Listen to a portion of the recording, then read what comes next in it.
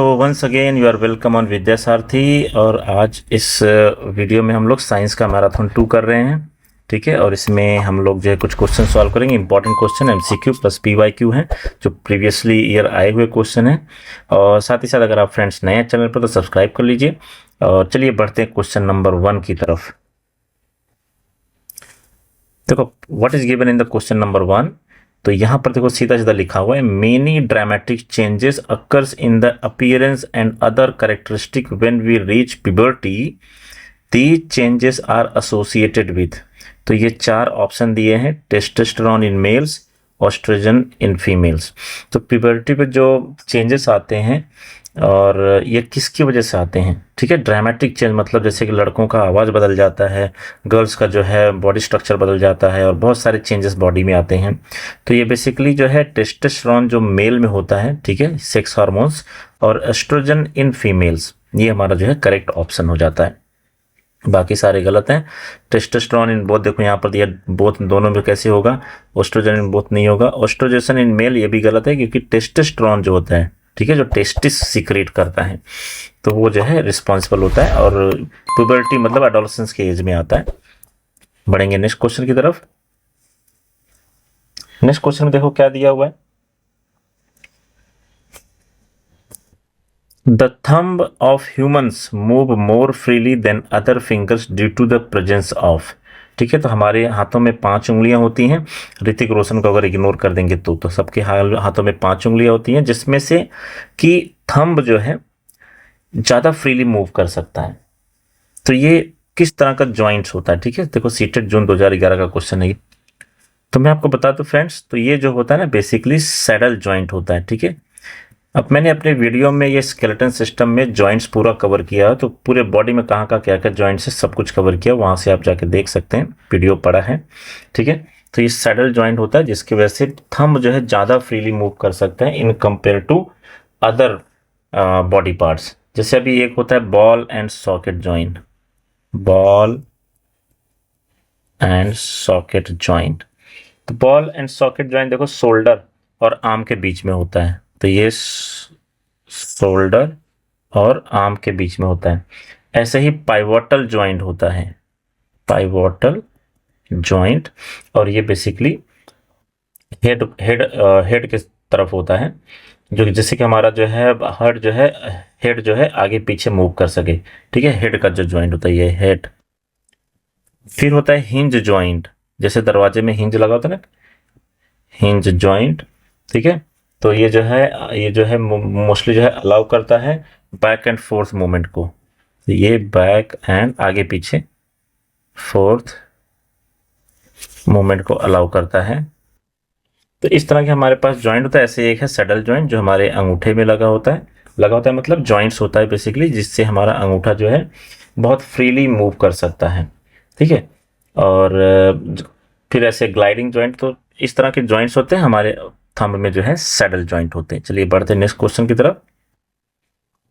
Hormone adrenaline, seated June 2011, help the body to adjust stress level when one is very anger और worried, help control height, help control balance of electrolyte in the body, help controls level of sugar in the body. तो इसका सही option है पहला वाला।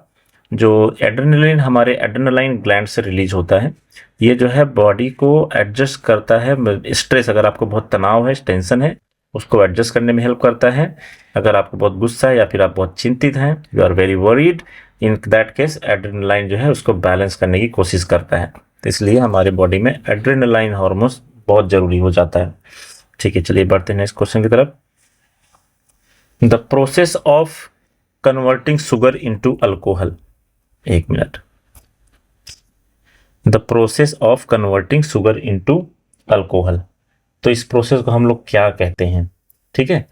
तो पहला option है पेस्चुराइजेशन, स्टरलाइजेशन, होमोजेनाइजेशन एंड ये फर्मेंटेशन। तो फ्रेंड्स इसका सही ऑप्शन है फर्मेंटेशन, ठीक है। Converting sugar into alcohol anaerobic respiration में ये होता है, और जिसको हम लोग फर्मेंटेशन कहते हैं। पेस्चुराइजेशन दूध वगैरह में होता है, आप देखो दूध के पैकेट में लिखा है पॉस्चराइज्ड मिल्क। स्टरलाइजेशन जैसे डॉक्टर के जो इंस्ट्रूमेंट्स होते हैं उसको स्टरलाइज किया जाता है ताकि जो भी बैक्टीरिया वगैरह वो निकल जाए, ठीक है। तो इस तरह से हमारे जो converting sugar into alcohol ferment करके किया जाता है। बढ़ेंगे नेक्स्ट क्वेश्चन। अब नेक्स्ट क्वेश्चन देखो क्या दिया, after physical exercise we sometimes get muscle cramp, this result due to. तो देखो हैवी एक्सरसाइज करने पर मसल क्रैम्प आता है और ये क्यों होता है। तो ऑप्शन है conversion of pyruvate to alcohol, non conversion of glucose to pyruvate, non conversion of glucose to lactic acid, conversion of pyruvate to lactic acid. तो इसका सही ऑप्शन है conversion of pyruvate to lactic acid. ठीक है, हमारी body में जो है जब अनएरोबिक जब हैवी एक्सरसाइज आप करते हैं तो बॉडी में जो है ऑक्सीजन की डिमांड बढ़ जाती है, क्योंकि ऑक्सीजन ही वो चीज़ है जो ग्लूकोज से रिएक्ट करके हमें एनर्जी प्रोवाइड करता है। अब आप चूंकि हैवी एक्सरसाइज कर रहे हो तो एनर्जी ज़्यादा चाहिए, तो ज़्यादा से ज़्यादा रिएक्शन होना चाहिए। तो कभी कभी क्या होता है ऑक्सीजन कम पड़ जाता है, तो वहां पर जो है अनएरोबिक मतलब in the absence of oxygen reaction होता है, जिसकी वजह से लैक्टिक एसिड फॉर्म होता है और उसी की वजह से हमारी बॉडी में क्रैम्प्स आते हैं। ठीक है, चलिए बढ़ेंगे नेक्स्ट क्वेश्चन की तरफ।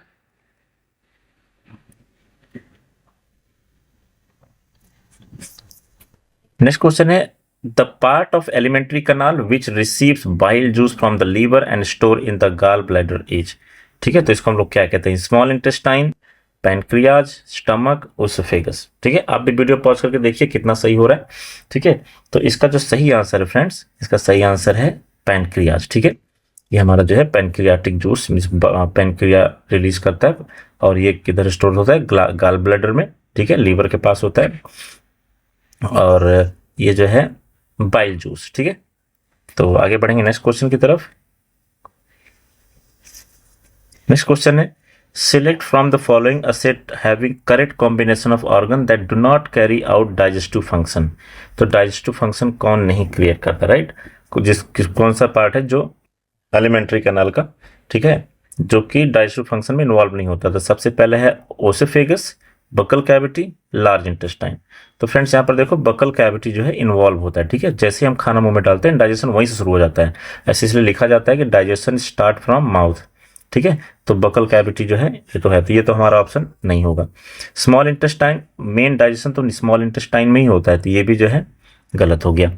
ओसोफेगस बकल, फिर से बकल कैविटी आएगा तो ये भी गलत हो जाएगा। ओसोफेगस, लार्ज इंटेस्टाइन और रेक्टम, ये हमारा जो है करेक्ट ऑप्शन है, क्योंकि ओसोफेगस जो है बेसिकली एक फूड पाइप है जहां से खाना जाता है और स्टमक में जमा होता है। इसके बाद जो है लार्ज इंटेस्टाइन में जो है डाइजेशन नहीं होता, लार्ज इंटेस्टाइन में कुछ मिनरल्स या फिर जो है वाटर जो है एब्जॉर्ब कर लिया जाता है, और रेक्टम में भी डाइजेशन नहीं होता। ठीक है, तो ये हमारा करेक्ट ऑप्शन हो जाएगा।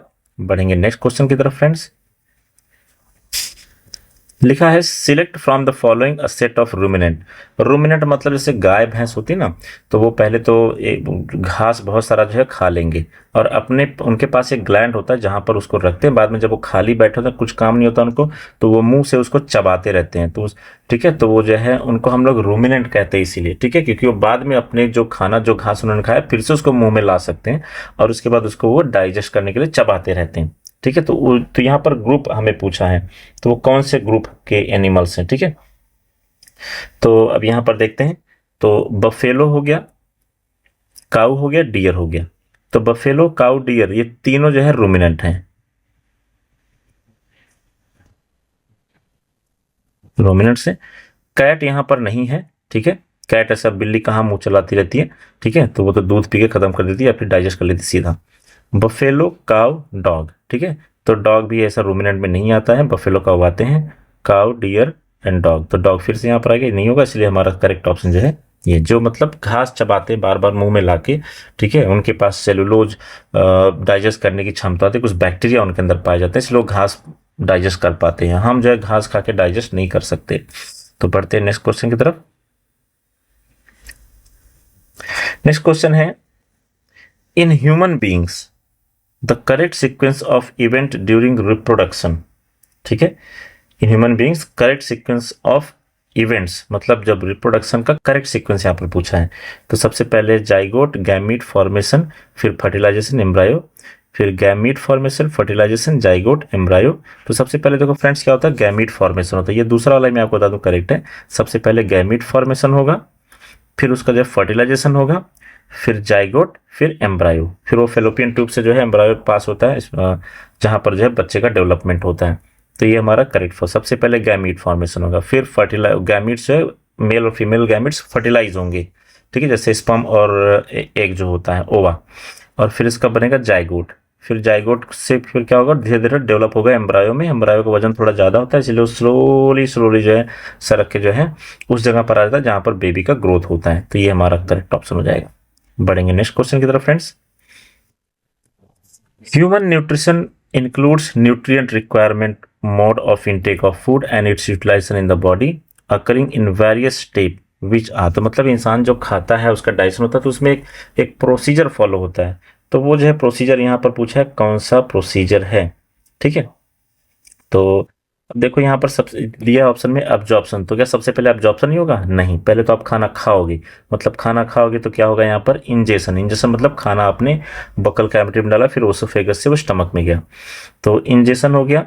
फिर इसके बाद मतलब खाना अब अंदर गया तो अब उसका क्या होगा, डाइजेशन होगा, ठीक है। तो डाइजेशन होने के बाद जब डाइजेशन जब होगा, ठीक है, तो डाइजेशन होने के बाद जो उसमें मिनरल्स रहेंगे उसको जो है स्मॉल इंटेस्टाइन में एब्जॉर्ब कर लिया जाएगा, तो फिर ये अब्जॉर्प्शन आ जाएगा। मतलब ये हो गया हमारा इंजेक्शन फर्स्ट, ये हो गया सेकेंड, और ये हो गया थर्ड, ठीक है। अब इसके बाद जो है यहाँ पर क्या होगा, एसिमिलेशन होगा, ठीक है। तो इसके बाद इस सबसे लास्ट में इजेशन, जो वेस्ट प्रोडक्ट होगा वो शरीर के बाहर आएगा, तो इजेशन सबसे लास्ट में होगा। तो यहाँ पर कौन सा ऑप्शन सही मैच कर रहा है, तो ये पहले डी पहले है। डी कहाँ है पहले, देखो इसमें डी पहले है और इसमें है, तो ये दोनों तो निकल गए। फिर इसके बाद डी के बाद क्या है, पहला दूसरा क्या है, डाइजेशन। डी के बाद ई है, तो देखो यहाँ पर ई है, तो ये वाला ऑप्शन निकल गया, तो मतलब यही वाला क्या होगा, सही होगा। तो पूरा में नहीं जाना, टाइम कम होता है, इसलिए एलिमिनेशन मेथड यूज करके हम लोग फटाफट क्वेश्चन सॉल्व कर सकते हैं। और ऐसे क्वेश्चन में जरूरी नहीं कि आपको पूरा आए, अगर आपको पहला दूसरा पता है, आपको पता है पहले तो खाना मुंह में डालोगे तभी तो डाइजेस्ट होगा, तो मुंह में डालोगे तो सबसे पहले इंजेक्शन इंटर कराओगे, इंजेक्ट करोगे बॉडी में, और इसके बाद फिर जो है इंजेक्शन होने के बाद डाइजेशन होगा। तो डी ई दो ऑप्शन अगर आपको पता है तो देखो दो ऑप्शन यहाँ पर है डी ई, तो यही पर टिक करके आगे बढ़ जाओ। बढ़ेंगे नेक्स्ट क्वेश्चन की तरफ। Which of the following statement are true about veins in human circulatory system?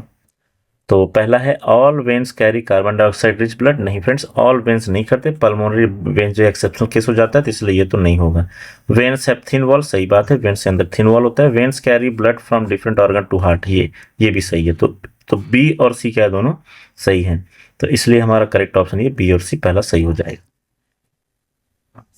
Next देखेंगे, तो joint between head and upper jaw is example of. तो हेड और अपर जॉ के बीच में जो है फिक्स ज्वाइंट होता है, ठीक है, इसमें जो है क्या होगा, फिक्स ज्वाइंट। तो ये फिक्स ज्वाइंट हमारा सही हो जाएगा। तो इसलिए ज्वाइंट्स पर वीडियो जरूर देखो, क्योंकि ज्वाइंट्स पर क्वेश्चन पूछे जाते हैं। स्केलेटन सिस्टम करके टॉपिक डाला है मैंने। नेक्स्ट है all of the following are single celled except, ठीक है, तो सब कुछ सिंगल सेल है लेकिन एक नहीं है।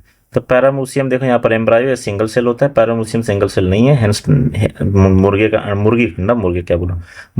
जो है क्या है, वो सिंगल सेल नहीं है, और जाइगोट भी क्या है, सिंगल सेल नहीं है। तो एम्ब्रायो हमारा यहाँ पर ये हो जाएगा, ठीक है।